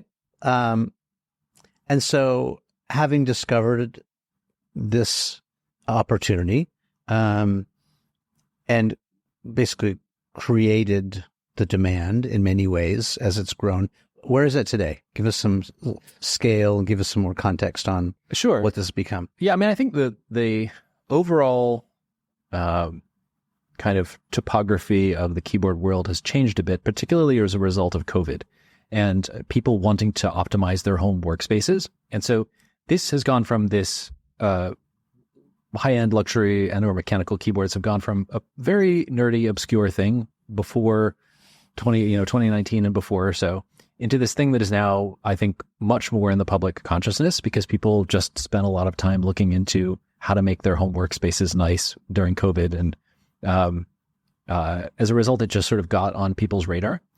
But I've always had this kind of long-term vision for what I wanted to do with my keyboard stuff, which was not just entirely or not exclusively targeting this existing enthusiast community, but essentially making a kind of luxury brand and that introduces this passion and enthusiasm to a wider group of people who may not have the patience required to build their own keyboard. So before, even up to now, to build your own highest end keyboard requires a lot of money and a lot of patience. And an overwhelming amount of technical information and choices. So you have to, you can buy like really high-end housing from a company called KeyCult, for example. They're friends of mine who make these very high-end CNC machined housings for keyboards, but they're kits, right? Sometimes they sell for many thousands of dollars, okay, because they're so prized for their quality, and many of them are made exclusively here in the U.S. People are really into it, but in order to even know what to buy or to understand their website is a very high climb for somebody who doesn't spend their whole life on keyboard forums, right? And also, they're based on the Cherry MX switch platform, which we won't necessarily get into the arcane minutia of here, but it's like it's a switch that I feel is not as satisfying to type on as the kind that I prefer, which is capacitive. And so I've always felt that it's like people go to my website and like, wow, this is so beautiful. These keyboards look amazing. They sound amazing. And all the typing tests you can find of them on YouTube. How can I get one? And I'm like, well, you have to buy this keyboard from Japan. It's sometimes hard to get. You have to void the warranty, take it apart, put it inside my thing. And it's like, it's a big ask of people who aren't really deep into this world. So up until now, what I have always made is aftermarket housings, right? So it's a very enthusiast, very nerdy thing that requires a lot of people. But my goal I've always felt that there are a lot of people who are very drawn to these objects and who may have nostalgia for older computers as I do, or even people who didn't experience this era kind of have it as like an idealistic vision that is alluring to them. This sort of aesthetic and the idea of computing, which with a lot of like satisfying physical manifestations and all that. I've always felt that there's a wider, market and appeal for that than just people who are willing to spend their whole lives organized around keyboards. And I just like, as a separate matter, I find the idea of creating a luxury brand very compelling and interesting, because it's one of these, the premise of a luxury business is about how do you operate at really low volume, which is to say, create something that is creatively interesting and very exciting and thus, not mass market, and then do that in an economically sustainable way.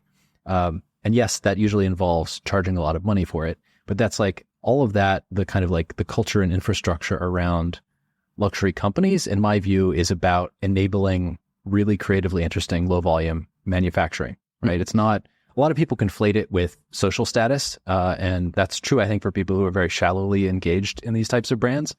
But for me, it's like an economic business model for doing creatively interesting things. That's always appealed to me. Yeah, I mean, it seems like the model that Ferrari is on, for example. Yes. You make a limited amount. You can't customize. There's a lot of rules and parameters around. Right. But it's like a Ferrari in particular, it expresses a creative vision about like, this is what a car is supposed to be. And it's singularly Ferrari. And it's also, I think it's analogous to what I do and mechanical watches and things like that, that it's like also a little bit irrational, right? It's like, it's a little bit of a sentimental thing. A Ferrari is a difficult to maintain device that is sort of like, supposedly they break down a lot. They're very expensive to own. They're very noisy. They're kind of uncomfortable to ride in, but it's kind of escapist expression of an artistic vision. Right. And to me, like, especially at this point in my life as my fourth company, where I'm kind of just like doing it for creative fun, like that's where I want to be. So there's this really nice confluence of that desire to have a creatively satisfying company and the fact that people seem to be emotionally interacting with my products in that way. But I'm like, well, I don't think you could really build a sustainable luxury company just selling to this very small audience of people who are willing to do that heavy lift of building their own keyboards. So my long-term trajectory is always, I want to build a keyboard that is as good as like the laws of physics will allow, that you can just buy and plug in and use. And, this keyboard, which I call the Seneca, is my expression of that. And it has been built from the ground up. Every single component, from the screws to the gaskets, everything has been customized around what we now know as like an enthusiast community makes a keyboard really good, right? And what does it cost? So it's probably, we don't actually know for sure, but it'll be around $3,600 is the starting price. Okay. That's actually less than some of the aftermarket housings that I sell now. So, I sell keyboards that are like $4,000 that don't include the keyboard. Sure. And there's a really passionate community around just those. But you were also showing me that you have this one on wood. Pick it up for me if you would. And yeah, sure. It's quite heavy. So this comes off. This is a lot of people prefer to type with the typing angle because that's what they're accustomed to. For ergonomics or whatnot. Well, they think it's for ergonomics, but I don't think that the research supports that view. I think it's just what's familiar. Okay. What actually is better from an ergonomic perspective is a completely flat keyboard, because then it allows you to have your wrists straight, and you want to have there's a lot of like research in ergonomics that suggests that the correct way to do it is have a right angle here with a straight wrist. That's sort of the most sustainable. You kind of like float your fingers above the keyboard. I'm learning. Okay. Yeah. So that's actually why it's important to me to make a keyboard, and particularly this is the first one in the new line of ready to type boards, one that can be used flat, because that's how I personally type. As a former software engineer, I've really had very bad wrist tendonitis issues. And so it's important to have a keyboard that at least has the option of being used in an ergonomic way. But for people who prefer and are more familiar with the 3-degree typing angle, we have this walnut riser that goes underneath of it. Mm-hmm. And you've gone to, this seems very deliberate in the packaging. This is interesting to me. Talk about the security. You said that there's knockoffs happening left and right, and it's amazing given the obscurity of what I do that there are already a vigorous market of counterfeits of exactly my products. They're actually like I've seen copies of my boxes, right? So they're not just this is like it's sold as the original, but it's a counterfeit. It's not like inspired by necessarily. How did you get inspired? Like, talk about how you thought about the packaging and the design. Like, how do you approach all that? I just do stuff that I like in the premise that other people will find it compelling too. Because of this whole interest in retrofuturism that I have, I'm very drawn to the 1960s, particularly like the Southern California 1960s aesthetic of like mid-century modernism, and this kind of like you notice our logo is a kind of like hand-lettered style that is very common in old signage here around LA, and this color was very common in even like kitchens and packaging and a lot of advertising and illustration of this period, this kind of slightly warm pink. And so I just kind of wanted something that was evocative of retrofuturist, future optimism. And how about the logo? So that logo actually you're talking about the circular one, portcullis. So as I mentioned, my first job out of college, or I guess I was technically in a PhD program at the time, was working for the member of the British Parliament in London. And this was kind of a formative experience for me. And I've always just really liked the logo of the British Parliament because it's a crowned portcullis. Okay. And this is a stylized kind of modernist take on the symbol of the British Parliament. Just something that I've always liked. I actually used this logo for my old consulting company, and part of the deal with the people who bought it was I got to take the logo. And talk about this. So how are you using what looks like a passport, but is more of a security measure, authentication measure? How are you? It's actually become in retrospect an authentication measure. I just did it because I thought it would be cool. This is like an old British passport, again, sort of keeping with the theme of like, I don't know, British government or something. And because they had these cutouts where the numbers would be visible through the front, which is not true of US passports. I don't think it's true of British passports anymore. But nevertheless, I thought just the physicality of it was very cool. And I found this artist who does moire patterns, which is the kind of security measure stuff that they put on currency. And I had him design stuff with,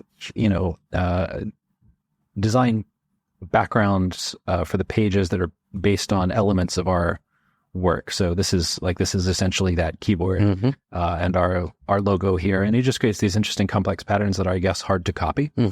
And because of the increasingly rampant counterfeiting of my stuff, it has actually become subsequently useful to have this little security measure because it's something that nobody has yet copied.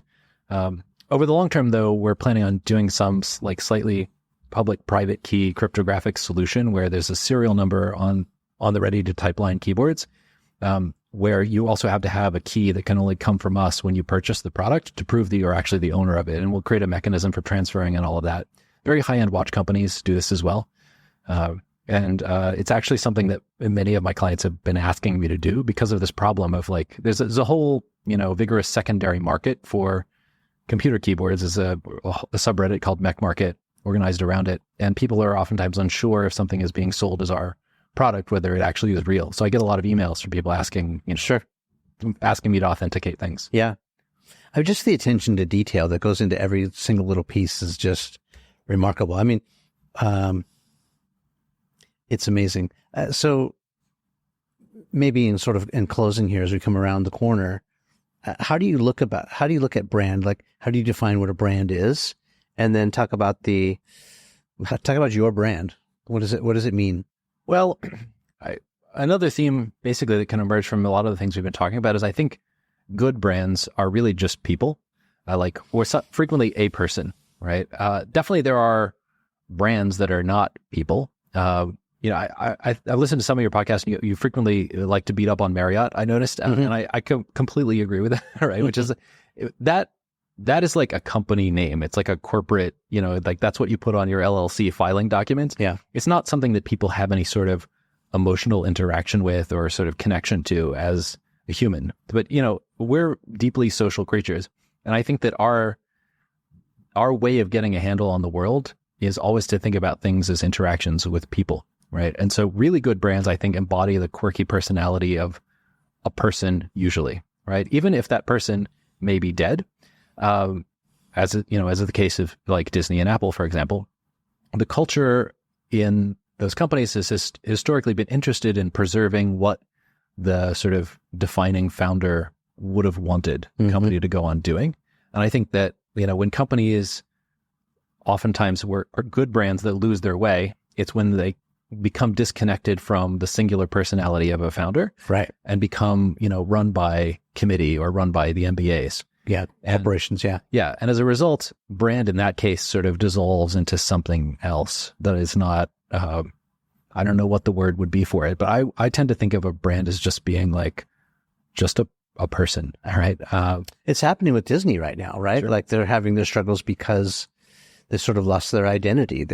They've lost track of the original vision. Yeah, it's a sort of like corporate holding company nowadays, rather than it is as much about the expression of the very singular worldview of this interesting and creative individual. Yeah, and you see, I really enjoy going to the Disney parks, and you really see the effects of that, particularly since COVID and the Chapek era. Like the things that are explicitly built into the premise of those parks has slowly just been dying away. And, it's when that happens, you lose your advantage and you lose your market and your monopoly, which essentially is what Disney has had for a really long time in this space. And that's very, very dangerous. But always it's like, this is the core problem with the MBA mindset, right? It's very short-term metrics driven, and it's not about the long-term cultivation of assets, right? Because people like, Chapek and these CEOs, they get their bonuses and they move on, and they don't really, ultimately the incentives are very badly aligned. And if you don't have like a personal investment in a kind of vision that is an expression of you, or the expression of a person or a sensibility, then, slowly that will die away. And it's not that people don't notice, but it is a slow thing that happens. The nostalgic attachment people have to a brand goes away when the things that created it are no longer present. Yeah. Right. And that's just because it stops being the expression of a person or a sensibility or a personality, and it starts being, something done by committee. So let's take this opportunity to give some advice to the Disney brand, maybe. I could do that all day long, sadly. Probably because they don't care, but mostly because we can. So how can they sort of begin? We're going to use that as a little case study example. How can they get back on track? Should they bring back Mickey Mouse and everyone, all the characters that got them there? Arguably, maybe Pixar got them there. Yeah, it's not. I can talk most sort of articulately about the parks in particular, because that's kind of my longest standing emotional connection and the thing that I have the most experience with. And it's not like they've abandoned Mickey Mouse or anything, but I was recently watching an interview with Ray Bradbury, who was, a science fiction author of the middle 20th century. He was a great admirer of Walt Disney, and this was an interview between him and Leonard Maltin talking about Walt Disney as an optimistic futurist, which obviously is very up my alley, right? And one of the things that Bradbury talks about in that interview is there's this gilded, like lavish spire on top of the castle in Disneyland. And Walt had just seen it somewhere in Europe. And he's like, that's really cool. Let's put that on on our castle. I want that. Right. And it was very expensive and totally unnecessary in any way. In any like meaningful way that you would, again, if you sat down with a bunch of MBAs at a committee, they'd be like, no, it doesn't pencil. Yeah. Yeah. And the Bradbury's point is that like the nucleus of the Disney brand is about doing things that don't make sense in that way, right? Things that, because precisely the point of it is to be escapism from the real world. Right. Right. So this is a slight digression, but I think it's important. The train track that runs around Disneyland? Yeah. So that's raised above surface level. It's called the berm. And its express purpose is to prevent you from seeing the outside world, right? And there's like this plaque when you enter the park, which says, here you enter the world of yesterday, tomorrow, and fantasy. And it's basically the implication is everyday life is horrible and disappointing. Yeah. We're going to give you something else. Yeah, leave it behind when you come in here. Yeah. And so it's like explicitly escapism. And Bradbury's point is like the way you do that is you do things that people wouldn't rationally do in the world, right? And so my favorite example of this is in the Disney parks before COVID. If you would go to Main Street in Disneyland at 10 p.m. on Friday night and looked at the water fountains, which are brass, they would be tarnished. Every morning, if you would come in at 8 a.m. the next day, they had been hand polished to a sparkling shine. Again, this does not pencil out. This is crazy. It's an obvious first place to cut because a lot of people would not notice this, right? But and this has ceased after COVID. Okay, too bad. And if you do enough of that, you've completely destroyed your brand. And Right. people will eventually cumulatively notice. The park is significantly dirty than it used to be. And this was a huge, it's a core part of the premise of Disneyland, explicitly from Walt, is we don't want this to be like, this is supposed to be a perfect world, right? Yeah. And it's cheaper to dust things once every couple of weeks than once a week. But the whole point of why people are paying so much to come here is because we dust every day and nobody else in the world does it because it's crazy, right? Yeah. I remember a part of the story too that I remember is he was so disappointed when he bought all that land in Anaheim that he didn't buy all the surrounding land Right. where all those crusty hotels and terrible restaurants occupied this clustering effect. So when he did the Florida theme park, he was like, we're buying everything and blocking Make it perfect. because we can make it perfect. Yeah. None of those other hillbillies or whatever, that can come in and ruin it. So, I mean, it's a short travel from there to a $3,600 keyboard. And you can see the connection for me, right?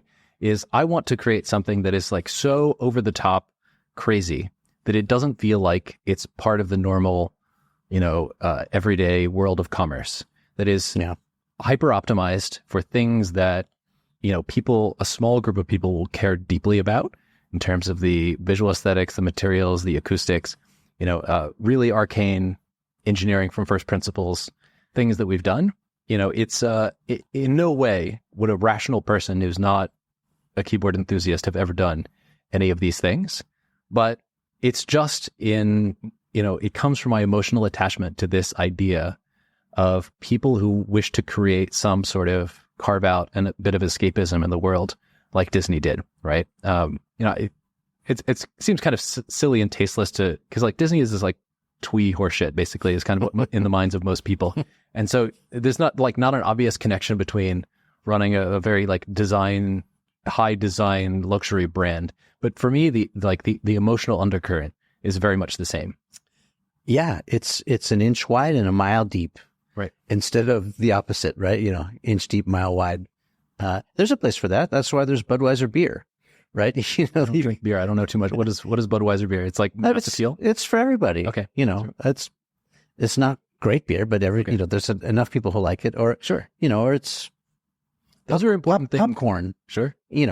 Those are important things to exist in the world. Yeah. They just happen to not be the realm that I find very interesting to operate in as a creator. Yeah. And my point, bringing it back to Marriott, is I stay at Marriott's all the time. I'm a Bonvoy member. Their brand, and they can argue with me about this, I think, is it's a brand that's meant to be ubiquitous. Sure. That it's like wherever you land in the world, there should be a Marriott a stone's throw away that's reasonably affordable. That's basically clean. And Starbucks is another good example of this. It's like drinkable coffee that you can reliably get almost anywhere. Yeah. I don't particularly like it, but it's like how you know what you're going to get. Yeah. The problem with, becoming a commodity is that if there's enough commodity, then you sort of line up in this Amazon style of sort by price. And it's this race to the bottom, either with features and benefits or price, and you could win. It's very interesting that you should use that term because that term has been bandied about a lot recently in the keyboard world because we've very much been experiencing a race to the bottom in enthusiast keyboards. There's been this sort of explosion of kind of $100 to $200 keyboards that are kind of like, perceptibly better than the cheap Dell keyboard, but is all about how do we cost optimize a pretty good experience for, for a person who may be casually interested in spending, a couple of $100s on a pretty nice keyboard experience. Like I think that's actually, it's quite good that it exists for people who wish to just have an upgraded experience. But I personally don't really want to exist in that space as someone doing creative work because it's so constraining and uninspired, right? It's all about spreadsheets at that point. Like, how can we take the little rubber gasket and shave 1 millimeter off of each side so it becomes a little bit cheaper? Like, it's sort of the Amazonification of the world. Everything just increasingly becomes about cost optimization if you don't have something that the product is about that is a little bit more ineffable. Yeah, that stands for. Well, I love brand strategy and I love price strategy too. I'd like to hear how you came up with $3,600 or $5,000 or whatever the price is going to be for this and future units. I think some of the strategy, is regardless of what it costs to make. Usually, your margins, if you're selling product to retail, is somewhere between 10 and 50%. Sure. When I worked at Ralph Lauren, I found out that the shirts are made in a factory with all the other shirts. Wherever they're going, you put a polo player on there and Ralph's label, and you can charge $65 for it, sure. Even if it costs. But and I think price is one signal or anchor that helps people tell a story to themselves. So how did you come up with the pricing? Well, I mean, the pricing, the high pricing of this particular product is really a result of comes from a different place. It wasn't like I sat down like, we need to make a $3,600 keyboard. Yeah. In fact, I'd rather it would be the starting point be somewhat lower than that. But it's just been the premise of this project in my mind has been what could I do that would make me want to go on running a keyboard business that would be interesting? And so again, it was the idea of making my own keyboard from scratch, where I'm not constrained by anything other than making it as good as possible. Costs be damned, right?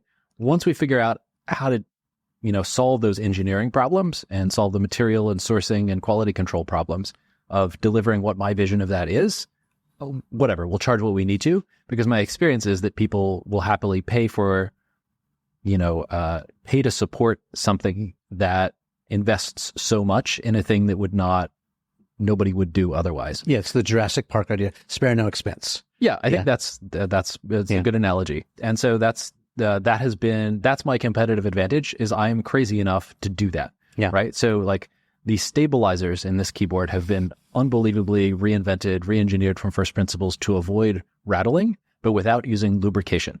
Right. And this is the standard enthusiast thing is you buy a normal keyboard and you completely disassemble it, spend hours meticulously lubricating inside of it, and it makes things like the space bar sound really good, whereas they wouldn't as they just come stock. But this is, again, it's asking a lot from people. And so I'm like, there's a better solution to this problem because lubricant seeps away over time, requires maintenance.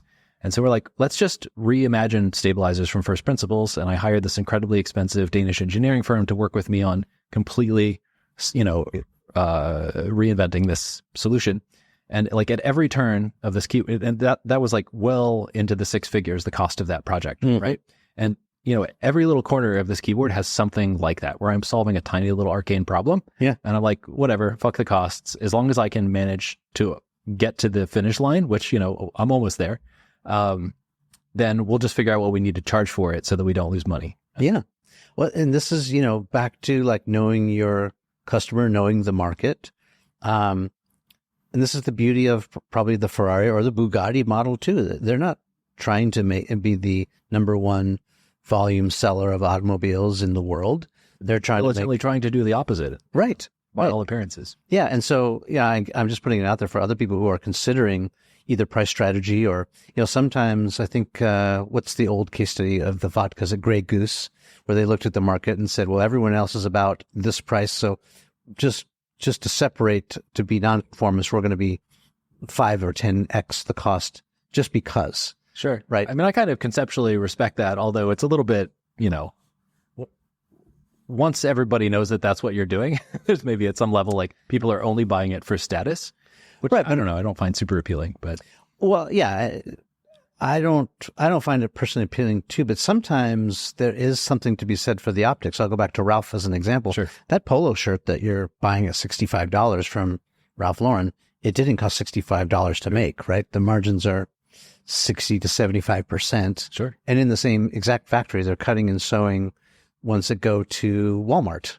I mean, Ralph Lauren is a very interesting example because that brand was always about creating an escapist universe, right? And that's the core advantage of that, of what they offer, is allowing you to step into this alternate, better world that's unlike, everyday life. And I think that it's really hard to quantify that. And obviously just like the cut and sew cost is irrelevant to doing that, because it's something that probably only Ralph Lauren could actually do very well and in the way that he did. And so, like, I don't know, it's hard to calculate markup when the core value proposition you offer is totally non-quantifiable. Well, yeah, I think you can quantify a little bit, but it's not apples to oranges, right? Like, so this is the whole thing about why brand being distinct is so important if you're building a brand.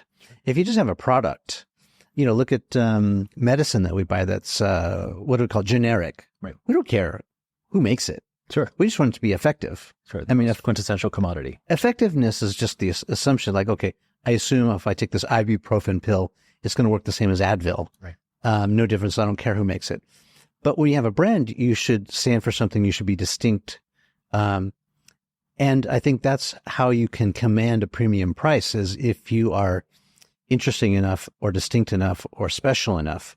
And that's why people still buy Ralph Lauren products, because, Ralph imagined what they wore in The Great Gatsby, or, bringing back fashions from Britain, or, aviators flying in World War II. Like, he has this vision, and so you're buying into it. And when you pay the premium, then you also kind of want that same, either like the story you're telling about yourself is like, oh, I relate to that fashion sense, or I'm trying to escape in a certain way. And so you buy into it because it also helps you express what your personal brand is. I am someone who would spend $5,000 on a bespoke keyboard because that's the kind of person I am. I'm attention to detail, or I am someone who is not like everyone else who buys the Dell, off the rack freebie or whatever. I'm someone different. So it's a way to express yourself as well.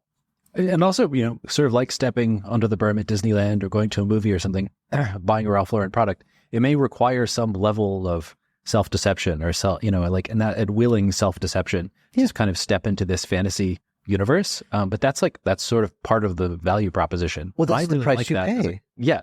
I mean, like, there are definitely luxury brands and sort of these kind of escapist commercial experiences that really appeal to me, including going to Disneyland.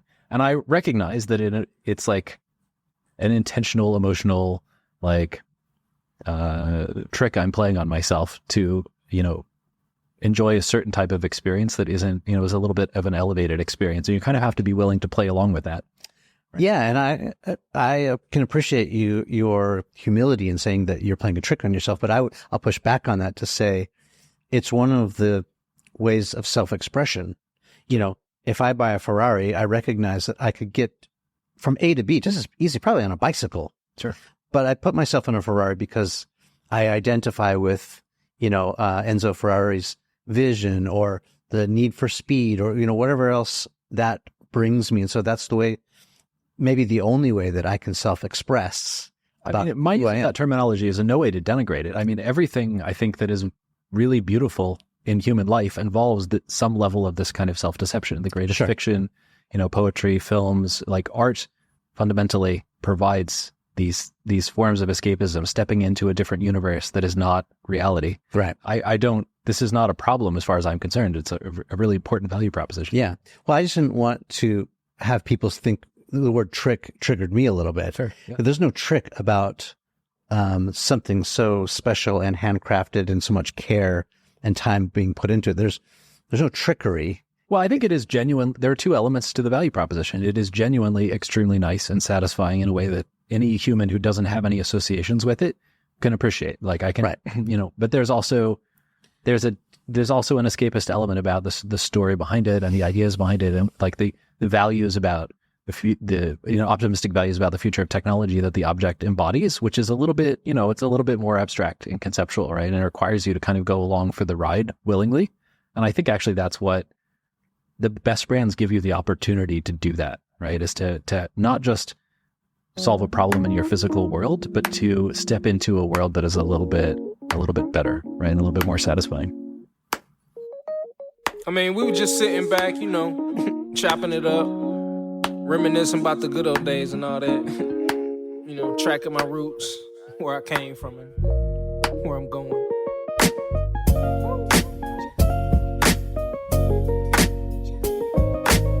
But like I say, man, always said it. It's not about the destination. No. It's all about the journey.